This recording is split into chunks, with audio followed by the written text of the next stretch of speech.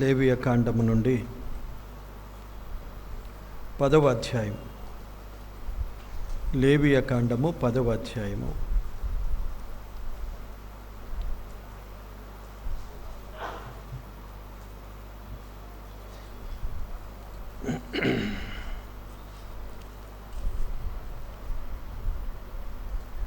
మొదటి 3 వచనాలు చదువుతాను. లేవియ కాండము 10వ అధ్యాయము మొదటి 3 వచనాలు. అహరోను కుమారులైన నాదాబు అబీహులు తమ తమ ధూపార్తులను తీసుకొని వాటిలో నిప్పులుంచి వాటి మీద ధూపద్రవ్యము వేసి యెహోవా తమకు ఆజ్ఞాపింపని వేరొక అగ్నిని ఆయన సన్నిధికి తేగా యెహోవా సన్నిధి నుండి అగ్ని బయలుదేరి వారిని కాల్చివేసెను. వారు యెహోవా సన్నిధిని మృతి నొందిరి. అప్పుడు మోషే అహరోనుతో ఇట్లనెను, ఇది యెహోవా చెప్పిన మాట, నా యొద్ద ఉండు వారి అందు నేను నన్ను పరిశుద్ధపరచుకొందును, ప్రజలందరి ఎదుట నన్ను మహిమపరచుకొందును. అహరోను మౌనముగా ఉండగా దేవుడు ఈ మాటలు దీవించునుగాక. ఆమేన్. చిన్న ప్రార్థన చేసుకుందాం. కృప కనికరము గల దేవా, పరిశుద్ధుడా, స్తోత్రాలు వందనాలు చెల్లిస్తున్నాం. మధ్యాహ్న కాల సమయం మేమందరము మీ సన్నిధిలో మిమ్మను ఆరాధించుటకు చేరివచ్చి ఉండగా ఆత్మరూపివిగా మీరు మా మధ్య ఉన్నందుకు స్తుతిస్తున్నాం. సంచరిస్తున్న ప్రభువా, అందరి హృదయాలను ఎరిగిన వాడవు, మమ్మల్ని అందరినీ మీ కృపచేత బలపరచండి. సమయమందు మీ వాక్య భాగాన్ని మాకు వినిపించగా ధ్యానించడానికి సహాయము చేయండి. అనేక వారాలుగా మేము ఆదికాండము నుండి వరుసగా ఆయా ప్రాముఖ్యమైన అంశాలను మేము ధ్యానిస్తూ లేవియ కాండములో నేడు 10వ అధ్యాయములో ఈ వాక్య భాగాన్ని చదివి ఉన్నాం. నేడు మీరు మాకు వినిపించుటకు, మాకు ఉపదేశించుటకు ఏమి ఉద్దేశించారో వాటిని మాకు బోధించండి. మీ పక్షమున నిలిచిన నన్ను మీ నోటికి కేవలము బూరగా వాడుకొనండి. మీ మాటలే నా నోటికి అందించండి. నాతోనూ మా అందరితోనూ మీరు మాట్లాడండి. చక్కగా మేము విని గ్రహించి మీ వాక్యాన్ని అనుసరించుటకు మాకు కావలసిన ప్రభువా మంచి నడిపింపును మీరు అనుగ్రహించుమని ప్రార్థిస్తున్నాను. మీ కృపాస్తాలకు అప్పగించుకుంటూ యేసుక్రీస్తు నామమున కృతజ్ఞతతో ప్రార్థించి వేడుకుంటున్నాము తండ్రి. ఆమేన్. ప్రియులారా, మనము లేవియ కాండానికి వచ్చాము ధ్యానిస్తూ.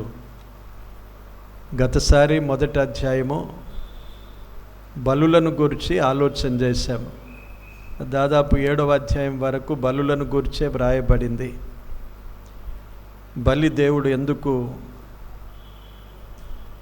ఆ రోజు వారికి బలులను గుర్చిన ఆజ్ఞాపించాడో, ఏ విధంగా బలులు దేవునికి అర్పించాలో, బలుల విషయమైన సంగతులను మనము అవసరమైనవి ఆలోచన చేశాము. ఇప్పుడు బలిని దేవుడు కోరడం లేదనే విషయాన్ని మన ప్రభు అయిన యేసుక్రీస్తే మనందరి కొరకు ఒకేసారి బలి అయినాడని మనము తెలుసుకున్నాం. ఇక దేవుడు బలులు కోరడు కానీ విరిగి నలిగిన మనసే ఆయనకి ఇష్టమైన బలి అని కీర్తన గ్రంథములో మనం చూసాం. బలులు అర్పించిన తర్వాత ఎవరు చేత ఈ బలులు అర్పించాలో వారు యాజకులు మాత్రమే ఆ బలి అర్పించాలి. ప్రత్యక్ష గుడారములో ప్రభు పనిలో ఉండవలసిన వారు యాజకులు మాత్రమే. ప్రజలు బలి పశువును తీసుకొని వస్తారు. యాజకుడే, లేవి వంశస్థులే ప్రత్యక్ష గుడారపు పనిలో ఉండగా వారు ఆ పశువును బలి అర్పించి, యాజకులు ఆ బలి పశువు రక్తాన్ని, ఆ బలి పశువు మాంసాన్ని దేవుడు వారికి ఆజ్ఞాపించినట్లుగా ఆ విధులు జరిగిస్తారు. అది మనం చూసుకున్నాం. కనుక యాజకులను గురించి 8-9 అధ్యాయాల్లో ఉన్నది. మధ్యలో 2 అధ్యాయాలు విడిచాం కదా. అందులో యాజకులు ఎలాగూ వారు తమను తాము ప్రతిష్ఠించుకోవాలి. యాజకులు దేవుని మందిరములో, ఆ ప్రత్యక్షపు గుడారములో పనిచేస్తూ ఉండగా వారు అభిషేకించబడాలి, తమను తాము పవిత్రపరచుకోవాలి. ఆ విధులు కూడా దేవుడు తెలియజేశాడు. అహరోను వంశములో అహరోను తన కుమారులకు దేవుడు ఈ ఆధిక్యతనిచ్చాడు. లేవి వంశములో అందరికీ లేదు, కేవలము అహరోను తన కుమారులకు మాత్రమే ఈ యాజకత్వ బాధ్యతలు దేవుడిచ్చాడు. కనుక వీరు దేవుడు సెలవిచ్చినట్లుగా, దేవుడు ఆజ్ఞాపించినట్లుగా వారు విధులు జరిగించాలి. తమకిష్టమొచ్చినట్లుగా జరిగించడానికి వీలుండదు. ఈ లేవియ కాండం అంతా మనం చూస్తే నేను ఒకటి గ్రహించాను, ఏంటంటే దేవుని సన్నిధి చాలా పరిశుద్ధమైనది. ప్రతి విషయములో పరిశుద్ధత ఉండాలి. బలులు పరిశుద్ధమైనవి, ఆలోచించాము. బలులు కూడా పరిశుద్ధంగా ఉండాలి అన్నాడు. నిర్దోషమైన వాటిని తీసుకొని రమ్మన్నాడు. నైవేద్యము కూడా అతి పరిశుద్ధమైనది అన్నాడు. యాజకుడు కూడా దేవుని సన్నిధిలో పరిశుద్ధంగా ఉండాలి. తన్ను తాను పవిత్రపరచుకొని పరిశుద్ధుడిగా దేవుని సన్నిధిలో తన పని జరిగించాలి. తర్వాత అధ్యాయాలు కూడా మనము ఈ లేవియ కాండం అంతా చూస్తే ఇశ్రాయేలు ప్రజల పరిశుద్ధత, వారు తినడములో, వారు ప్రవర్తించడములో, వారి జీవన విధానములో ప్రత్యేకత, పరిశుద్ధత అనేది దేవుడు కోరుతున్నాడు. లేవియ కాండం అంతా ఒక మాటలో నేను చెప్పాలంటే, నా మట్టుకు నేను గ్రహించింది ఏంటంటే, పరిశుద్ధంగా ప్రభు సన్నిధిలో మనం ఉండాలి. ఈరోజు యాజకులు అనబడిన వారు లేరు మనకు. అంటే ప్రత్యేకంగా ఒక యాజకత్వాన్ని ఎవరికి దేవుడు అప్పగించలేదు. యేసుక్రీస్తు ప్రభు సిలువలో బలియాగ మగుట ద్వారానే అది విడిపోయింది. ఆ నియమం అంతా మారిపోయింది. ఇప్పుడు యేసు ప్రభు తన రక్తములో కడిగి తన ప్రజలను తన సన్నిధానానికి చేరివచ్చుటకు దేవుడు అనుమతించాడు. అందుకే మనమంతా ఇప్పుడు ప్రభు సన్నిధికి రాగలుగుతున్నాము. అప్పుడు అక్షరార్థమైన మందిరములో ఇలాంటి నియమాలు ఉండేవి. అతి పరిశుద్ధ స్థలములో ప్రధాన యాజకుడు సంవత్సరానికి ఒకసారి ప్రవేశం. పరిశుద్ధ స్థలములో యాజకులు దేవుని ఆజ్ఞ ప్రకారంగా విధులను నిర్వహిస్తారు. ప్రజలంతా వెలుపటి భాగములో నిలబడాలి. ఇప్పుడు ఇదంతా మనకు లేదు, ఈ నియమాలు. ఇప్పుడు ఎందుకు మరి ధ్యానిస్తున్నామంటే, అప్పుడు పలికిన మాటలు, దేవుడు అప్పుడు ఏర్పరిచిన ఏర్పాటులో నేడు మనకు కావలసిన ఆత్మీయ పాఠాలను మనం నేర్చుకోవాలి. అప్పుడు ఇప్పుడు దేవుడు ఒక్కడే. నియమాలు విధులు వేరైపోయినా దేవుడు తన ఉనికి, తన పరిశుద్ధత ఎప్పుడు అలాగే ఉంటుంది. కనుక ఆరాధన విషయములో, బలుల విషయములు కొందరు పొరబడతారు. పాత నిబంధనలు బలులు ఉన్నాయి కాబట్టి మనం ఇప్పుడు కూడా బలులు అర్పించాలనే ఆలోచన కలిగిన వారు లేకపోలేరు, ప్రజలను భ్రమ పెట్టడానికి. ఎందుకంటే మనం ఒకప్పుడు లోకములో ఇలాగూ జీవించిన వారమే. అదే భ్రమలో మళ్ళీ క్రైస్తవ జీవితంలో కూడా ఉంచాలనే విధానంగా అపవాది చాలామందిని ఇలాగూ ప్రేరేపించి ఈ బలులు కానీ విధులు కానీ తినే విషయాల్లో కానీ పాత నిబంధన గ్రంథములో ఉన్నవి ఇప్పుడు కూడా మనము పాటించాలి అనే బోధలు చేసేవారు ఉన్నారు. ఆ దినాల్లో అపోస్తలుడైన పౌలు సంఘాలకు రాసిన పత్రికలో వాటినే ఖండించాడు, వాటిని గూర్చి వివరణిచ్చాడు. కొలస్సీయులకు రాసిన పత్రికలో తినే వాటి విషయంలో చెప్పాడు, రోమా పత్రికలో చెప్పాడు, గలతీ పత్రికలో చెప్పాడు. ధర్మశాస్త్ర ప్రకారంగా సున్నతి సంబంధమైన విషయాలు కొందరు ప్రవేశపెట్టినప్పుడు ధర్మశాస్త్ర సంబంధమైన వాటిని గూర్చిన వివరణ ప్రస్తుతము క్రొత్త నిబంధనలో ప్రభువైన యేసుక్రీస్తు ద్వారా దేవుడు మనకిచ్చిన విధానాలు, విధులు ఏమిటో అన్నీ తేటగా అపోస్తలుడైన పౌలు ద్వారా సంఘానికి పత్రికలు రాశాడు. కనుక ఏమాత్రము పొరబడద్దు. అట్లని మనము పాత నిబంధన గ్రంథములో ఉన్నవి చదవకుండా ధ్యానించకుండా ఉండాలని కాదు. ఇందులో కూడా దేవుడు మనకు ఈనాడు ఆలోచించి ధ్యానించి దేవుని వాక్యాన్ని అనుసరించడానికి వ్రాసించాడు. అందుకే మనం ధ్యానిస్తున్నాము. దేవుని సన్నిధి పరిశుద్ధమైనది. అనాది కాలము నుండి తరతరాలు, యుగయుగాలు ఎప్పుడూ పరిశుద్ధమైనదే. 93వ కీర్తనలో ఎన్నటెన్నటికి ఆయన మందిరముకు పరిశుద్ధతయే తగుతుంది అన్నాడు. నిర్గమకాండములో వారు పాడిన పాటలో వేల్పులలో నీవు వంటి సముడెవడు, పరిశుద్ధతను బట్టి నీవు మహనీయుడవు అని పాడారు. కనుక పరిశుద్ధత విషయములో దేవుడు ఎప్పుడు ఏం చేయడు, రాజీ పడడు. ఓకే పర్వాలేదు అనుకోడు, అయితే అయిపోని అనుకోడు. అది మనం గ్రహించాలి. మన జీవితాల్లో దేవుని సన్నిధిలో దేవుని పిల్లలమైన మనకు ఒక ప్రత్యేకత అనేది దేవుడు ఏర్పరిచాడు. అందుకే మన మారు మనసు రక్షణ అనుభవములోనే మూర్ఖులైన ఈ తరం వారి నుండి మీరు వేరై రక్షణ పొందుడి అన్నాడు. లోకము నుండి మనలను ప్రత్యేకపరుచుకున్నాడు. గలతీ పత్రిక 1వ అధ్యాయము 4 వచనాలు చూస్తే ప్రస్తుతపు దుష్టకాలము నుండి దేవుడు మనలను విమోచించాడు అని రాశాడు. అంటే వీటన్నిటి నుండి విడుదల చేసి ఒక ప్రత్యేకతను దేవుడు కోరుకున్నాడు.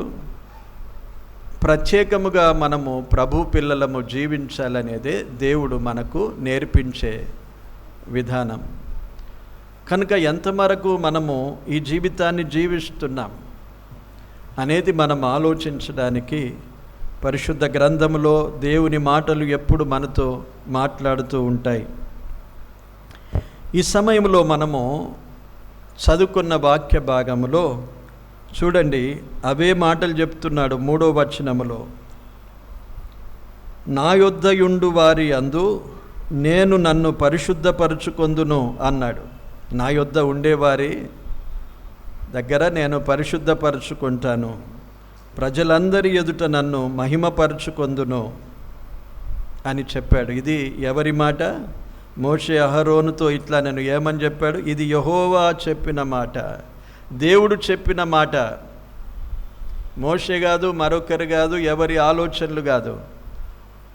దేవుడు తన ఎదుట ఉండే వారి మధ్య పరిశుద్ధపరచుకుంటాను అన్నాడు. సంఘము ప్రభుది, మన మధ్య ప్రభు ఉన్నాడు కనుక ప్రభువుతో మనం ఉన్నాము కనుక మన మధ్య ప్రభు పరిశుద్ధపరచుకోవాలి, పరిశుద్ధపరచబడాలి. ఊరికే మనం ప్రార్థన చేస్తే నీ నామము పరిశుద్ధపరచబడును గాక అంటే సరిపోదు. ఆయన నామము పరిశుద్ధమైనదే. 99వ కీర్తనలో రాశాడు, యెహోవా నామము పరిశుద్ధమైనది. ఆయన ఘనమైన నామము, భయంకరమైన నామము కలిగిన వాడు యెహోవా పరిశుద్ధుడు. ఆయన ప్రజల మధ్య ఆయన పరిశుద్ధత ఉండాలి. అది దేవుడు కోరుకునేది. అయితే ఇప్పుడు మనము అక్కడ యాజకులు వారు, ఇప్పుడు ఎవరు యాజకులంటే మనం అందరము యాజకులమే. అది దేవుని వాక్యము తెలియజేస్తుంది. చూడండి, పేతురు రాసిన మొదటి పత్రికలో మనము ఆరాధనలో చదివిన వాక్య భాగంలో ఒక మాట ఉన్నది చూడండి. 2వ అధ్యాయము 9వ వచనము. ఇందులో మధ్య భాగములో ఒక మాట ఉన్నది, రాజులైన యాజక సమూహమును పరిశుద్ధ జనమును దేవుని సొత్తైన ప్రజలునై ఉన్నారు అన్నాడు. మనం ఇప్పుడు ఏమై ఉన్నాము? రాజులము మనమే, యాజకులము మనమే. రోజుల్లో రాజులు వేరు, యాజకులు వేరు. రాజు యాజకత్వము చేయకూడదు. కొందరు రాజులు అలాగు చేసి ఏమైపోయారు? అక్కడే శిక్షించబడ్డారు. ఒక రాజు జియారాజు అనుకున్న బలిపీఠం ఎక్కి బలి అర్పించబోయాడు. గద్దించినప్పుడు చేయి చాపి అతన్ని పట్టుకోమనం చేయండిపోయింది. సౌలు కూడా బలులు అర్పించడానికి ప్రయత్నించాడు. అప్పుడే దేవుడు నిర్ణయించాడు, ఇక సౌలును తొలగించాలి. దేవుడు ఒప్పుకోలేదు.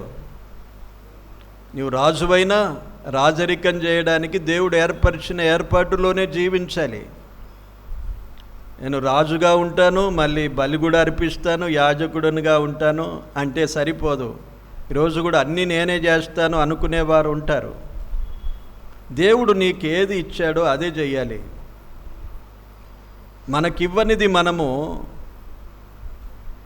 దేవుడు మనల్ని ఏర్పరచుకొనని విషయాల్లో మనం ప్రయత్నించొద్దు. దేవుడు ప్రతివారికి ఒక తలాంతుని ఇస్తాడు. దేవుడు తన కృపను అందరికి ఇస్తాడు. అది మనం ఎరగకుండా ఊరికే ఉంటాము, తలాంతును పాతి పెట్టుకొని ఏమి ఎరగని వారు అన్నట్లుగా, ఏమన్నంటే దేవుని మీద సనుక్కున్నట్లుగా బ్రతుకుతాం. వాడు ఒకడు అలాగే చేశాడు కదా, వానికి తలాంతు ఇచ్చాడు దేవుడు, వాడు పాతి పెట్టుకున్నాడు సరిగదా, యజమానుని మీద సనుక్కుంటున్నాడు. ఈ రోజుల్లో చాలామంది తలాంతులను పాతి పెట్టుకొని దేవుని మీద సనుక్కుంటారు. మళ్ళీ నీకిచ్చిన తలాంతు ఏదో గుర్తించి, నీకిచ్చిన దేవుని కృప ఏమిటో గుర్తించి దాని ప్రకారంగా నీవు ప్రభు కొరకు పనిచేసేది నేర్చుకోవాలి. దేవుడు తప్పకుండా ప్రతి వారిని తన కృపలో వాడుకుంటాడు. ప్రతివాడు వాని పనిని చేయవలెనని పౌలు కూడా హెచ్చరించాడు. కనుక యాజకుడు యాజకుని పనే చెయ్యాలి, రాజు పనే చెయ్యాలి. ఆ దినాల్లో ఒకరి పని ఒకరు చేసి శిక్షించబడ్డారు ఆ రోజుల్లో. ఈరోజైతే మనకు రాజులం మనమే. అంటే ఇక్కడ మనకు రాజ్యాభిషేకము, పట్టాభిషేకము లేక కిరీటము లేకపోయినా రాజు వలె ఒకరోజు పరలోకములో దేవుడు మనకు కిరీటాలను ఉంచాడు. రాజులు కిరీటం ధరిస్తారు కదా, అందుకే మనకు దేవుడు అక్కడ కిరీటాలు ఇచ్చాడు. జీవ కిరీటం ఉన్నది, నీతి కిరీటం ఉన్నది, అక్షయ కిరీటం ఉన్నది, వాడబారని మహిమ కిరీటం ఉన్నది. ఇలాగివన్నీ పేర్లున్నాయి, కిరీటాల పేర్లు. ఇవన్నీ మనకు దేవుడు అక్కడ ఇస్తాడు. అప్పుడు మనం రాజుల వలె కనిపిస్తాం కిరీటాలు ధరించుకొని.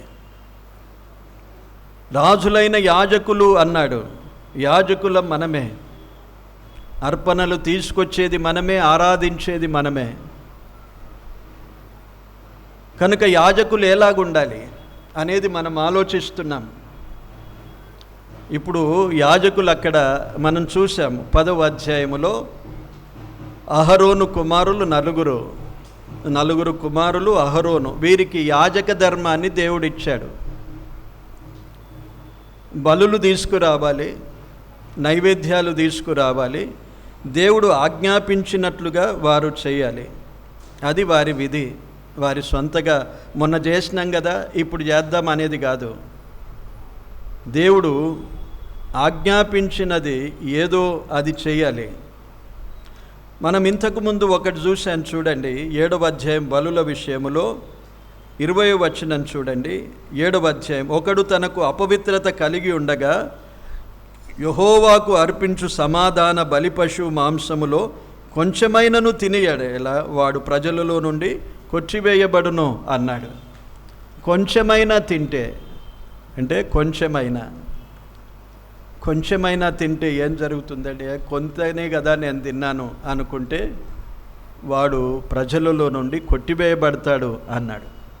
ఎంత అల్టిమేట్ పనిష్మెంట్ అది. వాడు ప్రజలలో చేర్చుకోబడాడు, దేవుని ప్రజలలో నుండి కొట్టివేయబడతాడు. కొంచెమే కదా రొట్టె తీసుకుందాం అనుకునేవారు కూడా ఉంటారు. చిన్నదే కదా కొంత తీసుకుందాం అనేది మనకు కూడా వచ్చే ఆలోచనలు ఉంటాయి. కొంచెములోనే ఎంత పెద్ద ప్రమాదాన్ని దేవుడు వారికి ఉంచాడు. కొంచెము అనుకుంటే కొంచెములో కూడా అపవిత్రతతో దానిని తింటే ఏమన్నాడు, మీరు కొట్టివేయబడతారు అన్నాడు. ఇప్పుడు యాజకుని సంగతి ఎలాగున్నది చూడండి. 9వ అధ్యాయములో దేవుడు వారికి పాప పరిహారార్థ బలి పశువును తీసుకుని వస్తే యాజకుడు తన కొరకు ఎలాగు బలి అర్పించుకోవాలి, ప్రజలు తెచ్చిన పశువును ఎలాగు బలి అర్పించాలి, ఇవన్నీ దేవుడు వారికి ఆజ్ఞాపించిన ప్రకారంగా చేస్తే ఏమన్నాడంటే 4వ వచనం చూడండి. 4వ వచనము, నేడు దేవుడు మీకు కనబడును అన్నాడు. దేవుడు మీకు కనబడతాడు. 6వ వచనములో చూడండి, మళ్ళీ ఒక మాట, యెహోవా మహిమ మీకు కనబడును అన్నాడు. ఎప్పుడు? యాజకుడు తన కొరకు అర్పించుకొనవలసిన బలి, ప్రజలు తెచ్చిన బలి, దేవుని విధి ప్రకారంగా ఆజ్ఞ ప్రకారంగా వారు చేయాలి. అప్పుడు దేవుడు మీకు కనబడతాడు అన్నాడు. యెహోవా మీకు కనబడతాడు, ఆయన మహిమ మీకు కనబడుతుంది అన్నాడు. కనుక ఇక నియమాలు రాశాడు. అక్కడ రాసినప్పుడు వారు అలాగూ చేశారు. అవన్నీ అధ్యాయం అంతా చదివితే మనకు అవన్నీ విషయాలు అర్థమైపోతాయి. ఇలాగూ చేసినప్పుడు ఏం జరిగిందంటే 23వ వచనం చూడండి. మోషే అహరోనులు ప్రత్యక్షపు గుడారములోనికి పోయి వెలుపలికి వచ్చి ప్రజలను దీవింపగా యెహోవా మహిమ ప్రజలందరికీ కనబడెను అన్నాడు. దేవుడు ఆజ్ఞాపించినట్లుగా, దేవుడు చెప్పినట్లుగా వారు చేసినప్పుడు మోషే అహరోనులు వచ్చి ప్రజలను దీవించగానే దేవుడు చెప్పినట్లుగా దేవుని మహిమ అందరికీ కనబడింది.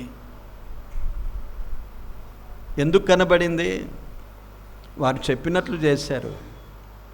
దేవుని యొక్క విధులను, ఆజ్ఞలను పాటించారు. యాజకుడు, ప్రజలు పాటించారు కాబట్టి దేవుని మహిమ వారందరికీ కనబడింది. అప్పుడు యెహోవా సన్నిధి నుండి ఎలా కనిపించిందంటే, యెహోవా సన్నిధి నుండి అగ్ని బయలు వెళ్ళి బలిపీఠము మీదున్న దహన బలి ద్రవ్యమును క్రొవ్వును కాల్చివేసెను. ప్రజలందరూ దానిని చూచి ఉత్సాహధ్వని చేసి సాగిలపడిరి అని చూస్తూ, ఇలాగూ దేవుని మహిమ కనబడగానే పైనుండి అగ్ని దిగి రావడం చూశారు. ఆ బలి పశువు మాంసమును దహించి వేయడం చూశారు. ఇది చూసి వారు ఉత్సాహధ్వని చేశారు. ఆనందం, సంతోషం. దేవుని చిత్త ప్రకారంగా దేవుని ఇష్ట ప్రకారంగా మనము దేవుని సన్నిధిలో ఆయనను ఆరాధించగలిగితే ఆయన మహిమను మనం చూస్తాం. అంటే ఆయన కార్యాలు చూస్తాం, ఆయన మహిమలు చూస్తాం, ఆయన సన్నిధిని అనుభవిస్తాం. మనం దానితో ఏం జరుగుతుందంటే ఉత్సాహం కలుగుతుంది. మన హృదయాల్లో ఏముంటుందండి? ఉత్సాహంగా ఉంటాం మనం. అయినా నీరసంగా వెళ్ళిపోతే నీకు దేవుని మహిమ కనిపించలేదు, ఈ ఆరాధనలో నీవు అనుభవించలేవు. అది నీవే కారణం, మనమే కారకులమైతాము. దేవుడు ఆజ్ఞాపించిన వాటిని జరిగించాలి. దేవుడు యాజకునికి ఆజ్ఞాపించాడు, ప్రజలకు ఆజ్ఞాపించాడు, మోషే ద్వారా తెలియజేశాడు. వారు ఆ విధంగానే జరిగించుట ద్వారా ఇప్పుడు వారు దీవించబడ్డారు. ఒకటి, దేవుని మహిమను చూచారు. రెండవది, అగ్ని దిగివచ్చుట, బలి పశు మాంసమును దహించి వేయుట చూసి వారు ఉత్సాహంగా సంతోషించారు. దేవుని సన్నిధిలో చేరి వచ్చినప్పుడు ఏం జరగాలండి? ఇవి జరగాలి. మనకు దీవెనలు పొందాలి, మనం ఆశీర్వదింపబడాలి. దైవ సన్నిధి ఆశీర్వాదానికే కారణం. ఎప్పుడైనా దేవుడు మనల్ని శపించి వెళ్ళిపోడండి. దేవుడు ఆశీర్వాదములనే, ఆశీర్వాదానికి వారసులగుటకే దేవుడు మనల్ని ఏర్పరచుకున్నాడు. ఆశీర్వాదాలు పొందుకోవాలంటే దేవుని సన్నిధిలో ఆయన చిత్తానుసారంగా, ఆయన ఆజ్ఞాపించినట్లుగా, ఆయన విధులను ఆజ్ఞలను అనుసరించి ఆయన పరిశుద్ధపరచబడాలి మన మధ్యలో. ఆ విధంగా ఉంటే తప్పకుండా దేవుడు దీవిస్తాడు. రెండవది, ఆయన మహిమను చూస్తాం. ఆయన ఉన్నాడనే అనుభవముతో మనం ఆనందిస్తాం. ఇక్కడ మనలో సంతోషముతో, ఆనందముతో, ఉత్సాహంతో మనము ప్రభువును స్తుతించగలుగుతాం. ఈ అనుభవాన్ని అనుభవిస్తామా చెప్పండి?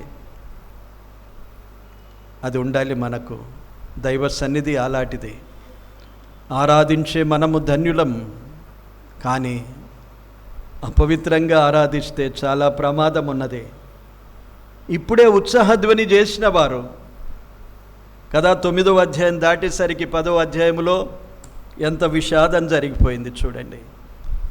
ఇప్పుడు ఏం జరిగింది చూడండి. అహరోను కుమారులైన నాదాబు, అబీహులు తమ తమ ధూపార్తులను తీసుకొని వాటిలో నిప్పులుంచి వాటి మీద ధూపద్రవ్యము వేసి యెహోవా తమకు ఆజ్ఞాపింపని వేరొక అగ్నిని ఆయన సన్నిధికి తేగా అన్నాడు.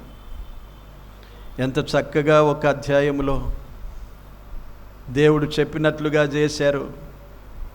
ఆ విధంగా దేవుని వాగ్దాన ప్రకారంగా దేవుని మహిమను చూచారు.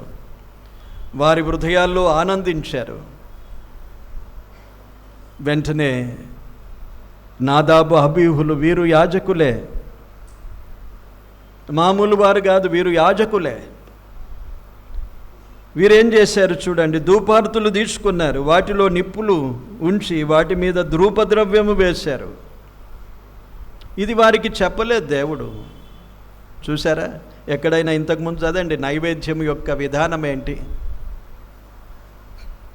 ఎలాగూ తీసుకొని రావాలి, ఏమేం తీసుకొని రావాలి. ఇదే అధ్యాయము 19వ వచనంలో చూడండి. అహరోను చాలా చింతాక్రాంతుడైపోతాడు, దుఃఖముతో నిండిపోయి భయముతో మిగిలిపోతాడు. అహరోను ఏమంటున్నాడు చూడండి. ఇదిగో నేడు పాప పరిహారార్థ బలి పశువును దహన బలి ద్రవ్యమును యెహోవా సన్నిధికి వారు తేగా వాటి ఇట్టి ఆపదలు నాకు సంభవించెను అన్నాడు. వారు ఏం తీసుకొచ్చారండి? పాప పరిహారార్థ బలి పశువు, దహన బలి పశువు విషయంలో వారు ధూపార్తులు తీసుకొచ్చారు.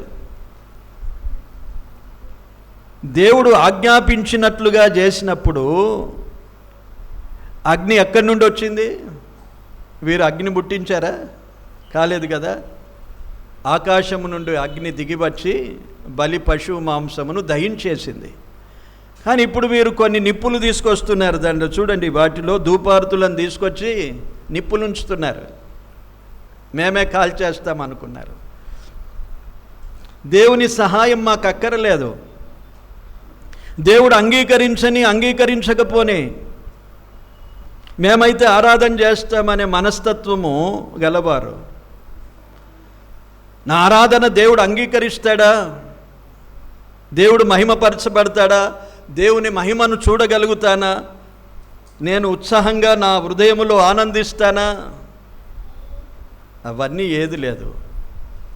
నా ఇష్టం, నేను ఆరాధన చేస్తాను అనుకునేవారు నాదాబు అబీహులు తామే నిప్పులుంచారు ధూపార్తిలో.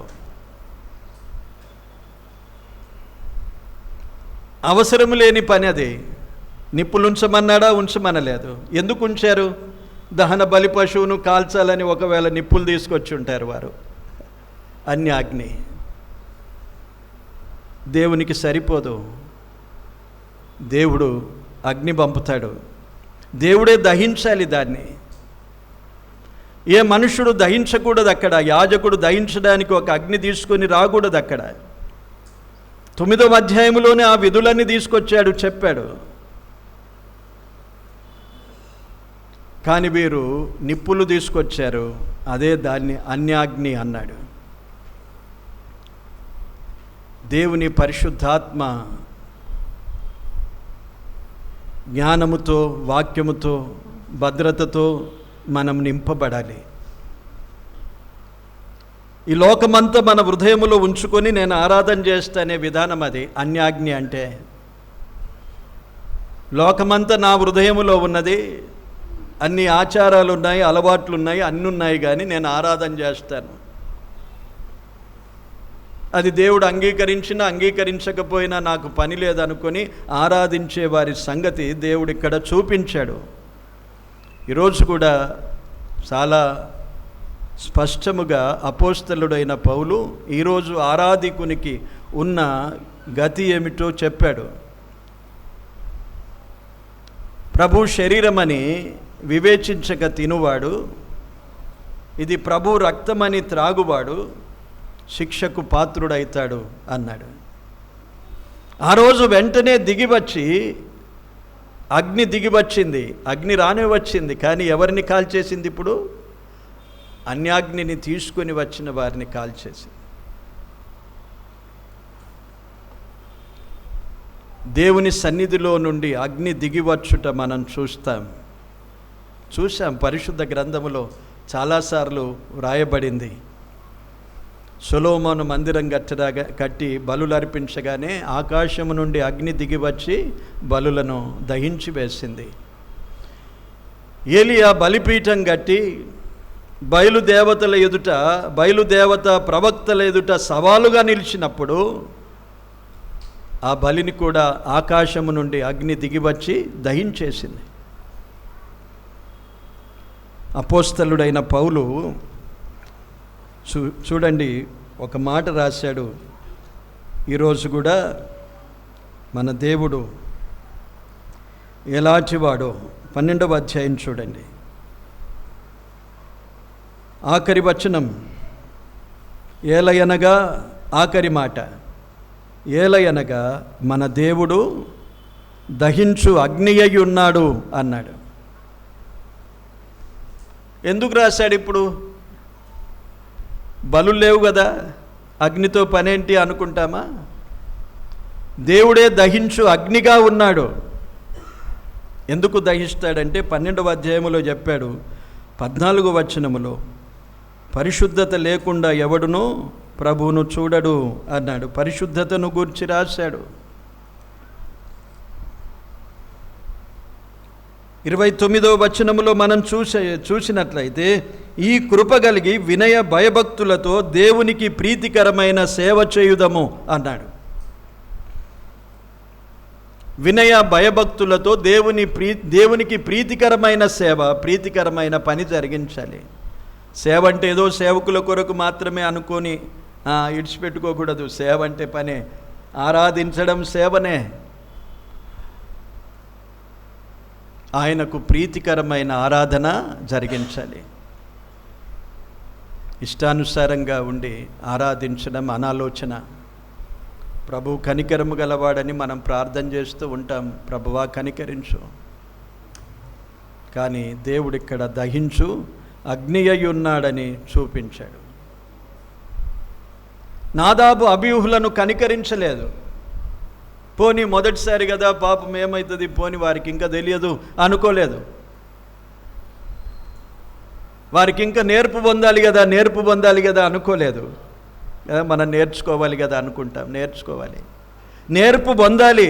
ప్రార్థనలో నేర్పు పొందాలి, ఆరాధనలో నేర్పు పొందాలి, క్రమములో నేర్పు పొందాలి. క్రమాన్ని నేర్చుకునే ప్రభు సన్నిధిలో నిలవాలి. నేర్చుకుంటూ నిలవడం కాదు, నేర్చుకునే నిలవాలి. చాలా అవమానం ప్రభువుకు. చాలామంది నిలుస్తారు. నేర్చుకోవాలి, ఆరాధనలు ఏం మాట్లాడాలి, ప్రభువుని ఎలాగూ మహిమపరచాలి, ప్రభువుని ఎలాగూ ధ్యానించాలి. లోకంలో ఉన్న సంగతులను తీసుకొచ్చి ఆరాధనలో ప్రభువుతో పోల్చరాదు. మనం ప్రభు సాటి లేని వాడు. ఎవరితో నన్ను పోలుస్తారన్నాడు దేవుడు. ఎవరితో పోలుస్తాం? లోకములో ఉన్న ఎగ్జాంపుల్ తీసుకొచ్చి పోలుస్తామా? లోకములో ఉన్న వాటిని సరిచేసి ప్రభువును పోలుస్తామా? ఆయన మహిమ గలవాడు. ఆయనను పోల్చడానికి సరిపోదు, మన జ్ఞానం సరిపోదు, మన మాటలు సరిపోవు. అందుకే పరిశుద్ధ గ్రంథం ఇచ్చాడు మనకు. ఇందులోని మాటలే ఆయనను చూపించగలుగుతాయి. ఇందులోని మాటలే మాట్లాడాలి ఆరాధనలో. నేర్చుకోవాలి. ఒకరి తర్వాత. అందుకే ఎన్నిసార్లు అవకాశం ఇచ్చినా నేర్పు ఉండదు. Same repeat. ఎందుకండి? నేర్చుకోవాలి. ఎందరో సేవకులు మాట్లాడతారు, అనుభవం కలిగిన వారు మాట్లాడతారు. ఆరాధనలో మన ప్రతిభ చూపించేది కాదు, ప్రభువును 10 నిమిషాలు పొగడాలి, ప్రభువును చూపించే మాటలు ఎత్తి మాట్లాడాలి, ఆయన మహిమను కనపరచాలి. ఒకరు, ఇద్దరు, ముగ్గురు మాట్లాడవచ్చు. నేను హెచ్చరికనే ఏం హెచ్చరికలు చేస్తావు? నన్ను నేను సరి చేసుకోవడానికి నా జీవితం సరిపోదు. నేను ఎందరినీ హెచ్చరిస్తానండి? వ్యర్థుడనైపోతాను. అసలు వాక్యములో ఉన్నది చెప్తాం, అది నాకు నీకు అందరికీ సరిపోతుందని మాట్లాడతాం. కానీ పర్ఫెక్ట్గా ఉన్నాం కనుక మీరందరూ పాటించాలనేది అది బుద్ధిహీనత. అందుకే దేవుణ్ణి మహిమపరిచేది ఎక్కువగా నేర్చుకోవాలి. ప్రార్థన నేర్చుకోవాలి. ఏవో మాటలు మాట్లాడి గొప్పగా మన జ్ఞానాన్ని ప్రకటించకూడదు. ఎంత సింపుల్గా దేవుడు ప్రార్థన నేర్పించాడు. ఒకవేళ ఆ మాటలు వస్తే మాట్లాడండి. అవి కూడా తప్పులు మాడితే అపహాస్యం అవుతుంది. చాలామంది హెచ్చరించాలని అనిపిస్తుంది. నాకు బాధపడతారని ఊరుకుంటాను, కానీ సమయం వచ్చినప్పుడు దేవుడు ఆ సాహసాన్ని ఇస్తాడు. దేవుని మాటలను ఉన్నట్లుగా ఉచ్చరించాలి, లేకపోతే నోరు మూసుకోవాలి. అది మౌనం. అహరోను ఏమున్నాడు అక్కడ? మోషే మాట్లాడాడు, అహరోను మౌనముగా ఉండగా అన్నాడు. అహరోనుకు మాటలు రావడం లేదు. ఏం మాట్లాడాలి ఇప్పుడు? యెహోవా మాట ఇచ్చాడు, మోషే పలికాడు. అహరోనుకు మాటలు రావడం లేదు. మౌనంగా ఉండిపోయాడు, భయపడిపోయాడు. ఆ మేక కూడా కాలిపోతూ ఉన్నది, దాన్ని చూడడం లేదు. అంత భయపడిపోయాడు. ఏమంటే ఇదంతా జరిగిపోయింది కదా, ఇలాగ జరిగిపోయింది కదా అని భయపడిపోతూ ఉన్నదా? భయం, దేవుని సన్నిధిని గూర్చి భయం ఉన్నదా?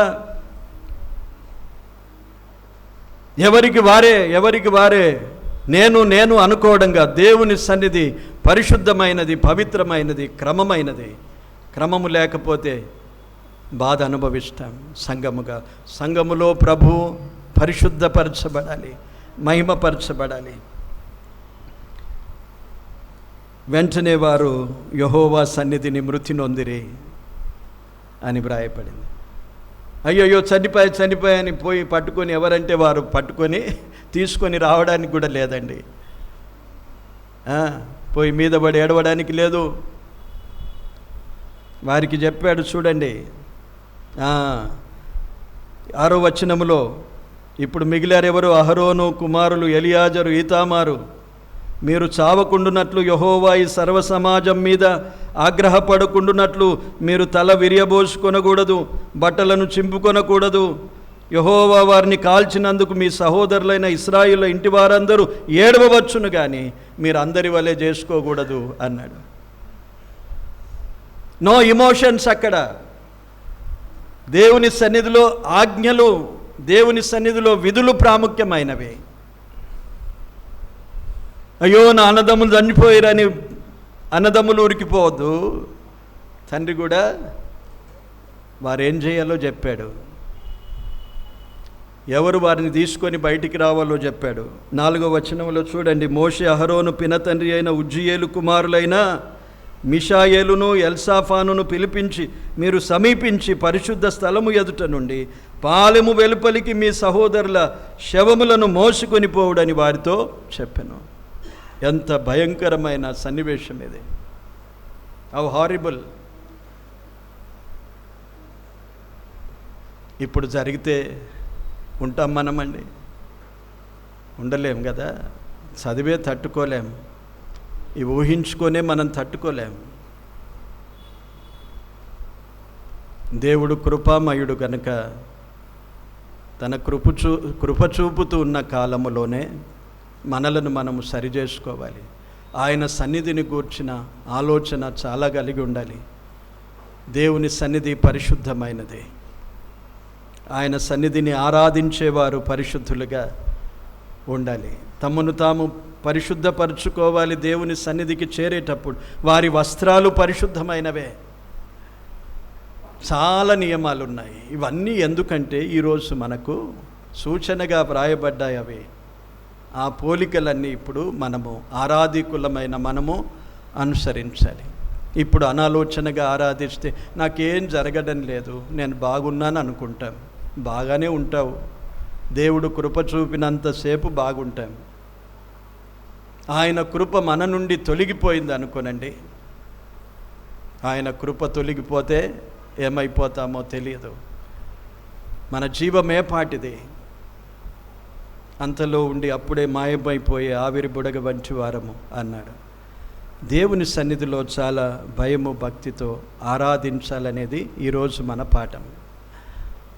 లేవీయులు యాజకులు ప్రతి సమయం దేవుణ్ణి ఆరాధించేవారు. పరిశుద్ధ స్థలములో పరిశుద్ధతను మెయింటైన్ చేయాలి. ఈ పాఠాన్ని నేర్చుకున్న మనం మన లోటుపాట్లను దిద్దుకుందాం, సరిచేసుకుందాం. దేవుని సన్నిధిలో నేర్పు పొందుదాం. దేవుని సన్నిధిలో ఆరాధించడానికి దేవుని సన్నిధిలో సిద్ధపడి చేరి వద్దాం. అందుకే సిద్ధపాటు అనేది ఒకటి ఉంటుంది. విశ్వాసులకు దేవుని సన్నిధికి రావడానికి సిద్ధపడాలి, రావాలి, ప్రభువును ఆరాధించాలి. ఆరాధించే వారికి 9వ అధ్యాయంలో ఆశీర్వాదం ఉన్నది. దేవుని మహిమను చూస్తారు, ఉత్సాహధ్వని ఆనందాన్ని అనుభవిస్తారు. దేవుడి మాటలు దీవించును గాక. ఆమేన్. ప్రార్థన చేసుకుందాం. పరిశుద్ధుడవైన మా తండ్రి, దయగల ప్రభువా, మీకు స్తోత్రాలు, వందనాలు చెల్లిస్తున్నాం. మీ మహాకృప చేత నేడు లేవియకాండము 10వ అధ్యాయములో ప్రభువా, యాజకులు నాదాబు అబీహులు తమ ధూపార్తులలో నిప్పులుంచి అన్యాగ్నిని తీసుకొని వచ్చారు.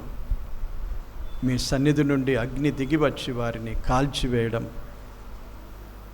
వారు మృతి చెందడం చూశాం ప్రభువా.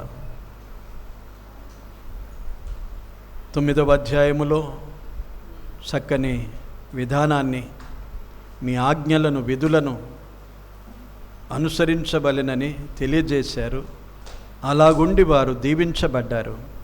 అలాగుండి మీ మహిమను చూశారు. అలాగుండి ఉత్సాహధ్వనితో కేకలు వేశారు. స్తోత్రాలు ప్రభువా. 2 ప్రభువా విషయాలను మేము ఆలోచన చేశాము. మా ఆరాధన ఎలాగున్నదో నేడు పరిశీలించుకునే కృపను మాకు అనుగ్రహించండి. కృపగల దేవుడవు గనుక మేము ఇంకా బ్రతికున్నాము. కనికరించండి ప్రభువా. ప్రతి ఒక్కరిలో కావలసిన మంచి స్థితిని మీరు దయచేయండి. మమ్మను మేము పరీక్షించుకునే కృపను మాకు అనుగ్రహించండి. మీకు అయిష్టమైనవి తొలగించుకునే సహాయము మాకు అనుగ్రహించండి. మీ కృపాస్తాలకు అప్పగించుకుంటున్నాం. అందరిని దీవించండి ప్రభువా. సంఘ క్షేమాభివృద్ధి కొరకు ప్రార్థిస్తున్నాం. దినదినము క్రమక్రమముగా మమ్మను బలపరుస్తూ ఉన్నావు. అనేక విషయాలు నేర్పుతూ ఉన్నావు. నా మట్టుకైతే మిమ్మల్ని స్తుతిస్తున్నాను ప్రభువా. ఎన్నో విషయాలు నేర్పుతూ క్రమపరుస్తూ ఉన్నందుకు స్తుతిస్తూ మిమ్మల్ని ఘనపరుస్తున్నాం. సంఘమంతటిని దీవించండి ప్రభువా. ఇప్పుడు తిరిగి వెళ్ళే ప్రయాణాలు, దూర ప్రయాణాలు చేయాలి. ఇంతవరకు వాతావరణం అనుకూలంగా ఉంచావు. వెళ్ళే సమయంలోనూ అందరికీ తోడై ఉండండి. తమ ఇండ్లకు క్షేమంగా నడిపించండి. ప్రయాణాలు ఇబ్బందులు లేకుండా కాపాడండి. మంచి ఆరోగ్యాలను ఇవ్వండి. దీవెనలతో పంపుమని మరొకసారి కలిసి మిమ్మను స్తుతించే భాగ్యము మాకిమ్మని యేసుక్రీస్తు నామమున వేడుకొని ప్రార్థిస్తున్నాము తండ్రి. ఆమెన్. శుద్ధమైన హృదయమును నాకిమ్ము దేవా, స్థిరమైన మనసును కలిగించుము ప్రభువా. శుద్ధమైన హృదయమును నాకిమ్ము దేవా, స్థిరమైన మనసును కలిగించుము ప్రభువా. నీ సన్నిధిలో నుండి నన్ను త్రోసివేయక, నీ సన్నిధిలో నుండి నన్ను త్రోసివేయక, నీ ఆత్మ బలముతో నింపుమో నా దేవా, నీ ఆత్మ బలముతో నింపుమో నా దేవా. నా నోటి మాటలు, నా హృదయ ధ్యానము నీ కను దృష్టికి, నీ చెవుల వినికిడికి. నా నోటి మాటలు, నా హృదయ ధ్యానము నీ కను దృష్టికి, నీ చెవుల వినికిడికి. అంగీకారముగా ఉండనిమ్ము దేవా, అంగీకారముగా ఉండనిమ్ము దేవా. సర్వాంగ హోమముగా స్వీకరించు నా ప్రభువా, సర్వాంగ హోమముగా స్వీకరించు నా ప్రభువా. నా నోటి మాటలు, నా హృదయ ధ్యానము నీ కను దృష్టికి, నీ చెవుల వినికిడికి. వందనాలందరికీ.